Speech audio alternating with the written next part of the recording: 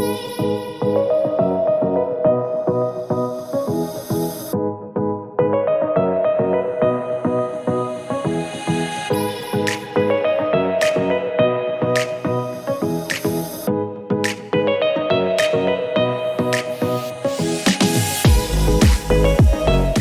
aloha folks, and welcome to the Klipper Golf Course. Today, I am here with Kasandra Shriver. Welcome, Kasandra. Thank you, Kevin. Good Don't leave me hanging. Oh, I'm sorry. That's okay. So, hey, so Kasandra is one of our regulars, right? Yeah. And you've been a regular for a while. I remember, my memory goes back to when you were working hard with the coach and you started playing competitive golf. I did. That would have been 2014. Okay. When I really started taking lessons and competing. Okay, and were you playing here a lot prior to taking lessons with the coach? How did you find him? So I was here. I had come out to play by myself, and I ended up playing with another lady who was taking lessons from Leland. Oh, wow. And she's like, listen, if you want to hit your 9-iron longer than your driver, you need to go see Leland. So that's what I did. And was that 2014 or was that before that? It was probably early 2014. Okay. And you're a military spouse, right? Correct. My husband's retired. Okay, so is that what got you here to begin with? Is that why you were here? Because you were taking advantage of your military privileges to come play here? Absolutely. Okay. Absolutely. And so you were playing with another gal. She was taking lessons from Leland. Correct. Okay. And she said, hey, if you want to learn how to hit that 9-iron, you got to go see the coach. Correct. Okay, and so at that point, what kind of golfer were you? I was probably a 30 handicap, and literally I was hitting my 9-iron as far as my driver. That was my first lesson, was please help me hit my driver farther than my 9-iron. Oh my gosh. And the rest is kind of history. Wow. Okay, and your lowest handicap, what was that? It's 6.8. Wow, from a 30 to a 6.8. Yeah. And now I'm hovering at a 9. That's good, but you don't play hard. As much. Golf is hard. Yes, I know you've been working a lot lately, right?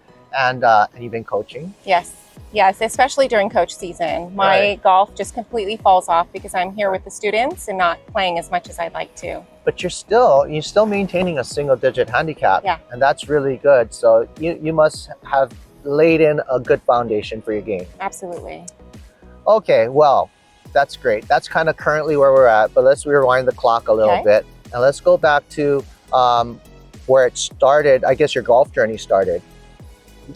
I know you started with a coach in 2014, but where did the golf journey start? So I was living in London, England, and one of my girlfriends played golf at the Bath Country Club and said, you have to come out and take a lesson. I never picked up a club. I thought, what kind of game is this that somebody takes a stick and hits a little ball down the fairway? Like, what is that? Well, Robin Williams has a great explanation for it. He does.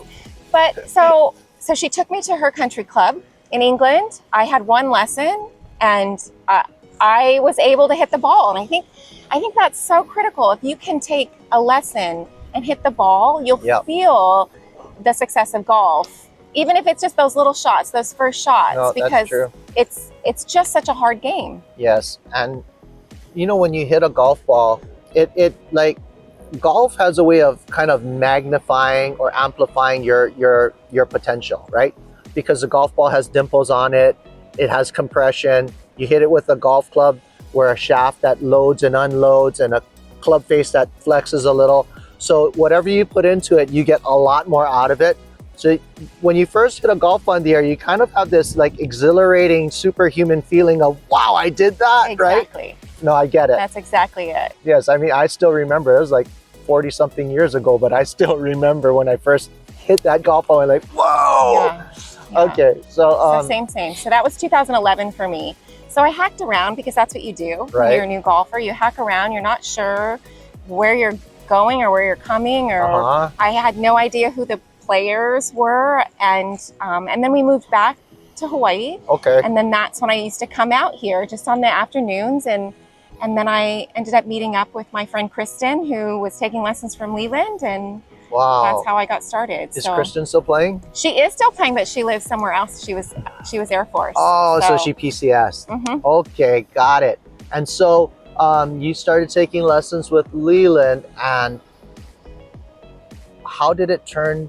How did the journey turn such that you became competitive? Because obviously, when you first started taking lessons, it wasn't to compete. Well, I think you kind of have a natural tendency to compete, Okay. even if just with yourself. Uh-huh. So for me, that was just getting better every week, coming out, playing, getting better, having Leland to meet me where I was at. Yeah. You know, as a mature woman in her late 30s, early 40s, like Yeah. I wasn't going to be this, you know, teenage Gumby Right. golf swing person. I needed someone that could help me with my swing where I was physically at that point, and that's what worked. So He met you at your level. he did. That's nice. And okay, so how did that journey go? You took the lesson. He taught you how to hit that 9-iron, and you were a 30 handicap. And where were your I guess your milestones? How did that work? So I always think about milestones as when I'm playing with other golfers that are newer, because I see them making the same milestones.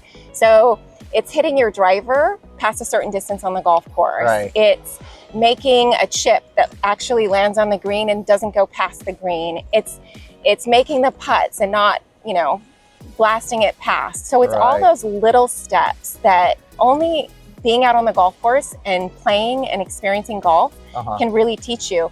If you have a coach and you can work on the fundamentals that will make it so that you're having some success, it makes that journey much easier. Right. So through that year that I was playing golf with Leland, I probably came down 6 or 7 strokes just that year. Okay. I entered the Waialae Women's Invitational was one of my first. It was actually my second competition. My first competition, I was D flight at the old Hawaii Kai Wahine Championship. Really? Then I entered the Waialae Women's Invitational, and I actually won low net. Like my name is on the trophy and everything that year.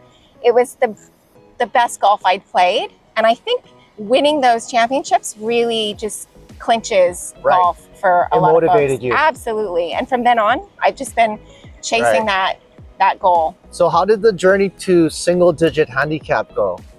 Oh, a lot of hard work. Right. Right. So you, within a year's time, you went from being like a 30 down to like maybe a low 20s or something like that? Correct. So like low mid 20s. And then I probably worked for another several years. It was probably... Oh, you worked hard. I did. Wow. It's hard, you know, when you're a mom. It is hard. And you're working, you know, you got to get out here when you can. So it was probably another 4 or 5 years before I got to single digits. Got to the low 10s maybe, and then reaching into the single digits right before COVID. Wow. And then I remember there was a season where it was you and Margaret, right?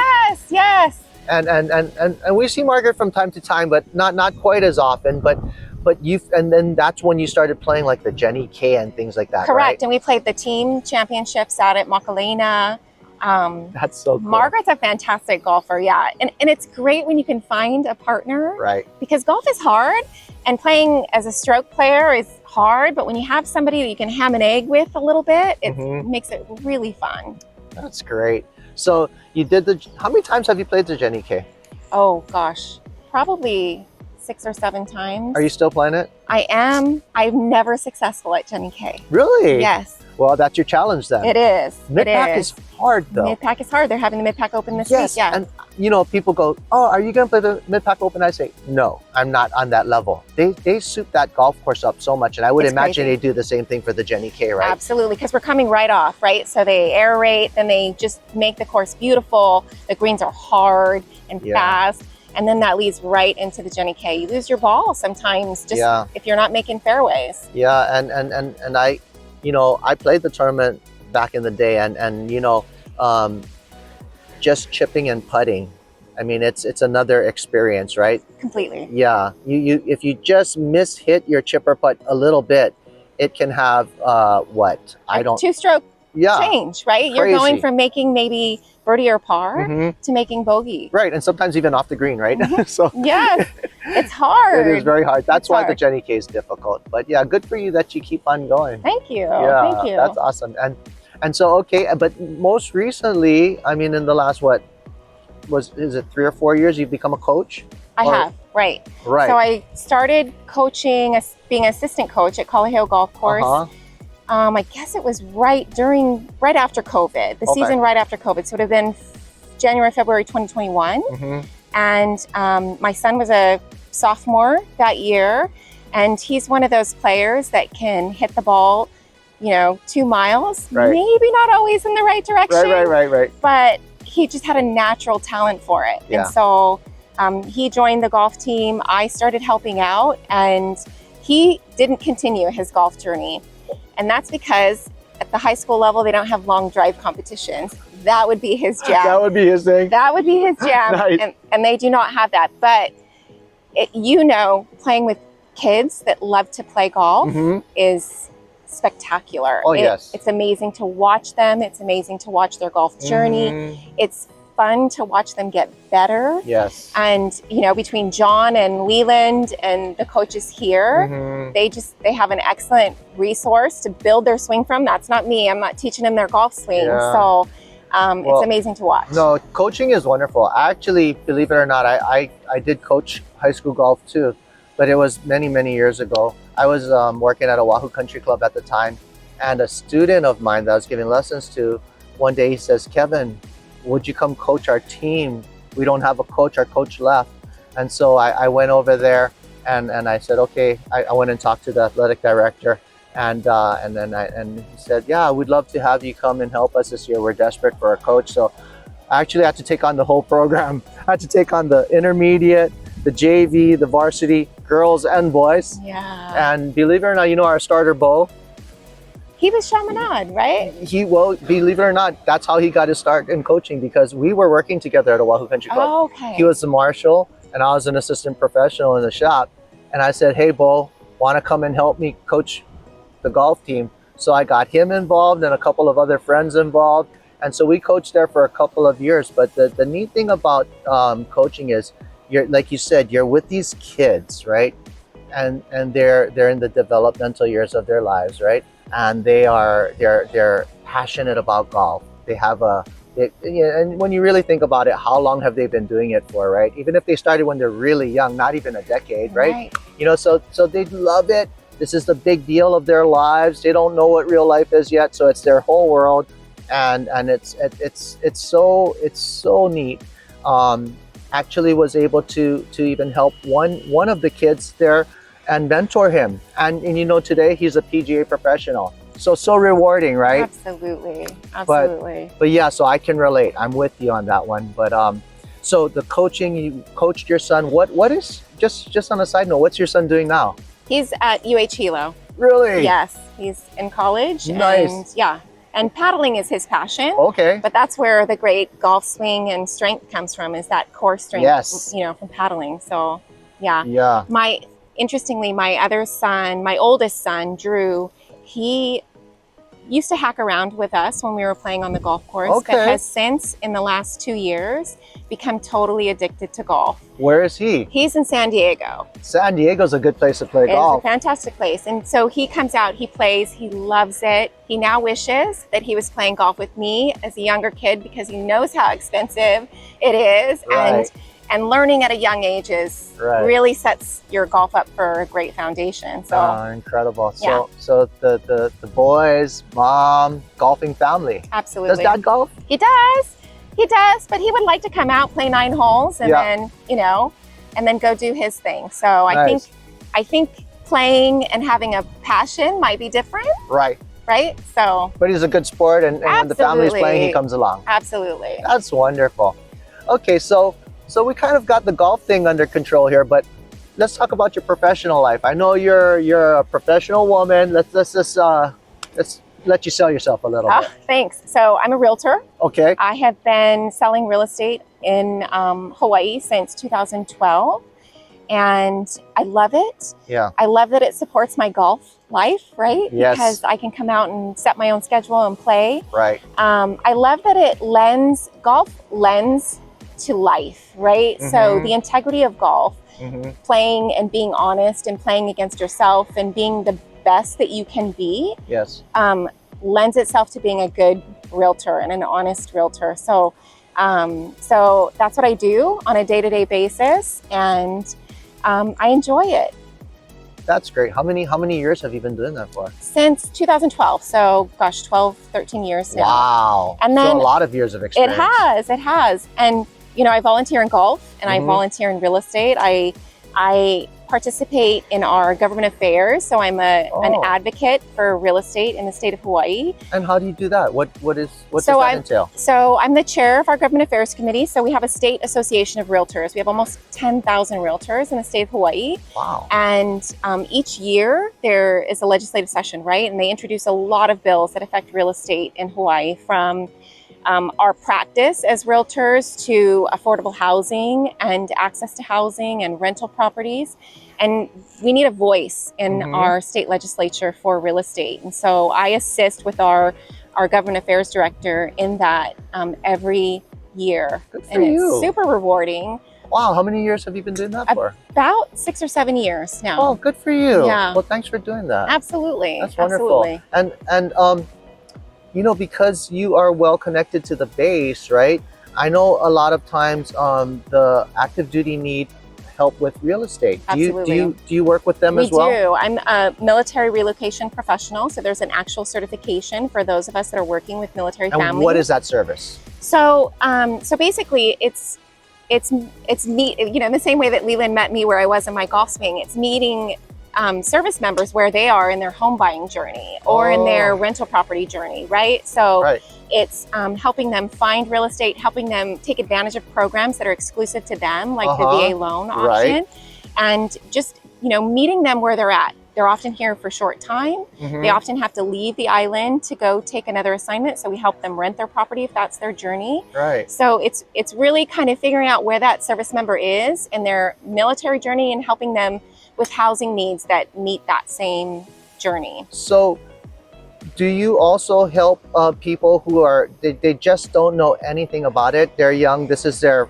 first luau, so to speak, right? Absolutely. So, okay, would you mind sharing? So share your contact information. Yeah, absolutely. Okay. So my name, Kasandra Shriver. Right. My telephone number is 808-221-8904. Okay. My website is KassandraShriver.com, so they can find me on the internet. I work for HomeQuest Realtors, which we're a locally based boutique real estate office here in Kailua. Nice. So yeah, that's how you can find me. Okay. So folks, you hear that? Take advantage. I know a lot of our followers are local people on active duty, so take advantage. Give Kasandra a call if you have any real estate needs. But moreover, we are here to play a little golf. Okay. I know you warmed up a bit. I did. And I know you're ready to take the challenge. We're going to do the I Survived hole number 13 challenge with Kasandra Shriver. We'll be right back. Let's go get it, Kasandra. Hey, aloha folks, we're back with Kasandra Shriver, and she is going to take on the I Survived hole number 13 challenge. She's ready. I am. She's being humble, but she's ready to go. I know this woman can play golf. But Kasandra, we're sitting here. This is a tough par 4. It is it's longer than some of the par 5s. Right. I mean, and we've got water. We got the ocean on the right. We've got a water hazard on the left. So it's a daunting tee shot, right? It is. So how do you play this? What's your strategy? So my strategy is always to aim left. Aim left. Leland says you want to be on the left side of the golf course. So I aim left. Not left to go into the hazard, but left fairway. Everything will kind of run down towards the middle if you get a good one. So that's my goal. Okay, you ready to give it a go? I am. Let's go. Thanks. All right.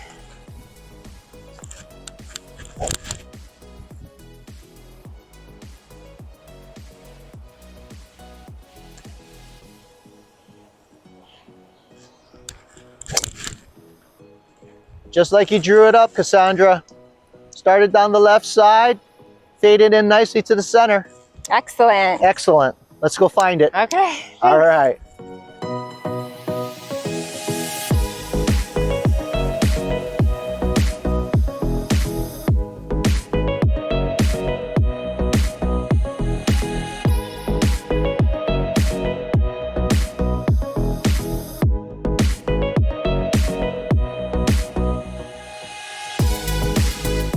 Okay, so here we are, Kasandra's tee shot. We are in the first cut of rough here. Do you have a distance measuring device? I do. Let's find out how far we are. So we're about 200. Okay, we're That's 200 a back pin, so yeah. Okay, so what is your 200-yard club? So that'd be my longest club besides my driver is my 5-wood. Okay. I tell everybody that I help with golf, like all my kids, don't be afraid to not have a 3-wood in your bag. No, that's so true. Because if you can hit a 5-wood better and not lose a stroke, then that's what you're gonna do. So I'm gonna take my 5-wood and just give a whack at it. Again, I'm gonna aim left because everything here is gonna fall to the right. All right. The wind is sort of, you know, still coming at us, but I don't think it's gonna play much of a role when I'm getting up there. So all right, that's my goal. It.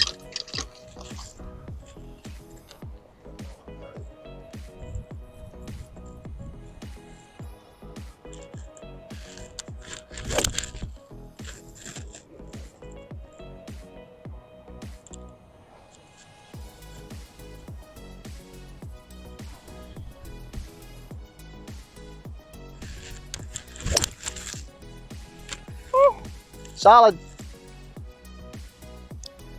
I think that's going to work. It's going to play. All right, let's go find it again. Thank you.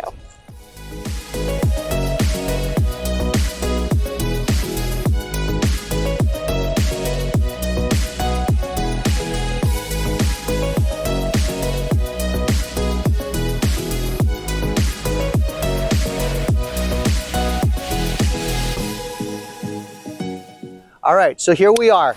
So Kassandra's left herself with a little pitch shot here. How far we got, Kassandra? About 60 yards. We've got about 60 yards. We've got a back pin, so we've got some green to work with.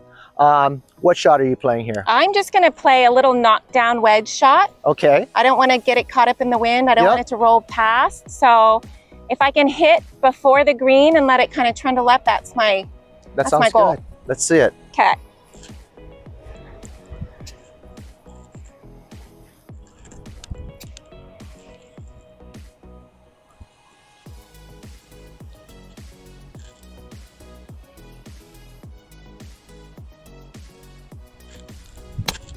Ah, beautiful.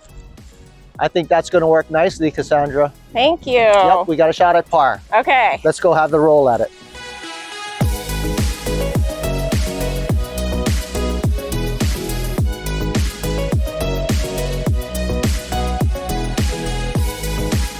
All right, folks, so I don't know if you noticed or not, but we had a great example, and I don't even know if Kassandra did it on purpose or not, but a great example of golf cart etiquette. Kassandra found herself about 60 yards from the green. She hit her approach, and then she took the cart around the green and back onto the cart path. Just a little note, you know, our golf course maintenance crew works very hard every day to maintain as perfect a playing surface as they can for you. And you can help them too by keeping those golf carts at least 30 feet from the tees and the greens, okay? But here we are, Kassandra. Look at this. What a beautiful shot. You've left yourself with about 10 feet for par. And that's a par net birdie for you, right? As a 9 handicap. So I got the flag. Okay. Walk us through it. What are we looking at? So first I find out how far away I am. Okay. About 5 paces. Okay. And I'm gonna make sure there's no hookahs or stuff in my way. Yep, absolutely. And then I think this isn't gonna move that much. No, not too much. I need to not give away the cup. Okay, sounds good.